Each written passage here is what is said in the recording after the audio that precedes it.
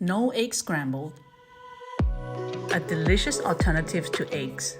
This is a great high-protein quick meal for breakfast and lunch. We start with soaking yellow split peas overnight. Drain split peas.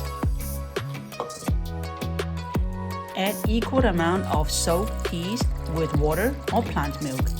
Season with a pinch of salt, turmeric, black pepper, nutritional yeast, and a little bit of rice flour. Blend the mixture until smooth.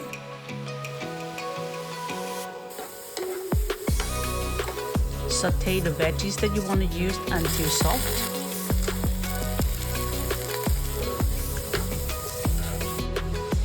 Cook pea mixture. Add cheese of your choice and the cooked veggies. In less than 30 seconds, the pea mixture should start to set. Quickly stir everything together and it's ready to serve. If you have tried scrambled tofu in the past and you didn't like it, this is really something for you.